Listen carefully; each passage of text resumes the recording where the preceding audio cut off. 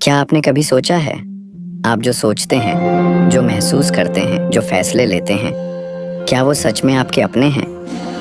या कहीं ऐसा तो नहीं कि आपकी पूरी जिंदगी अदृश्य धागों से बंधी एक कठपुतली की तरह चल रही है और आपको इसका अंदाजा भी नहीं है? हम मानते हैं कि हम स्वतंत्र हैं। हम मानते हैं कि हमारे विचार, हमारे चुनाव, हमारे सपने सब हमारे हैं। लेकिन सच, शायद यह एक सबसे सुंदर और सबसे खतरनाक झूठ है जिसे हमने खुशी खुशी स्वीकार कर लिया है।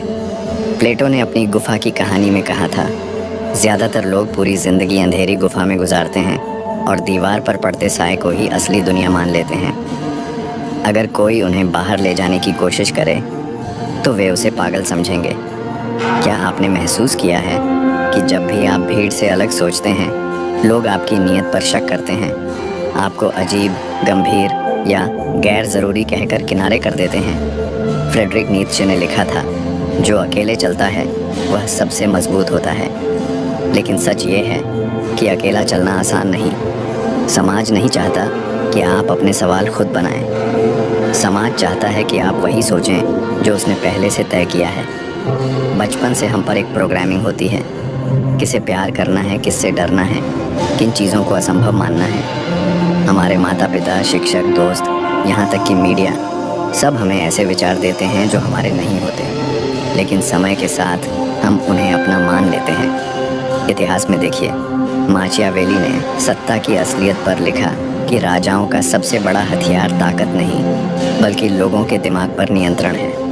और आज राजा और महलों का दौर ख़त्म हो चुका है, लेकिन आपके विचारों पर नियंत्रण वो पहले से भी ज़्यादा मजबूत हो चुका है।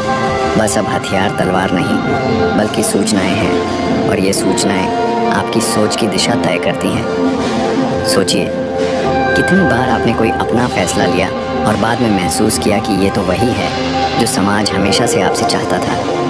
आपको लगता है आपने चुना, लेकिन असल में आपको चुना गया। और यहाँ एक असुविधाजनक सच है, आपके अवचेतन मन में जो भी डर, सीमाएं और शक भरे गए हैं, वो सिर्फ आपके नहीं हैं। वो पीढ़ियों से चले आ रहे हैं।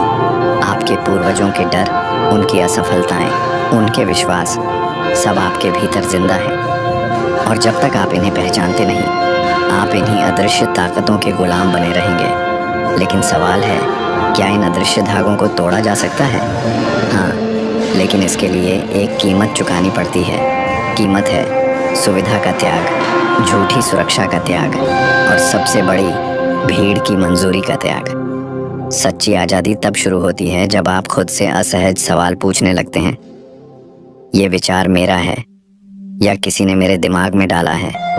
मैं जो चाहता हूँ, क्या वो सच में मेरी आत्मा की पुकार है या बस एक और साया है जिसे मैंने असली मान लिया है?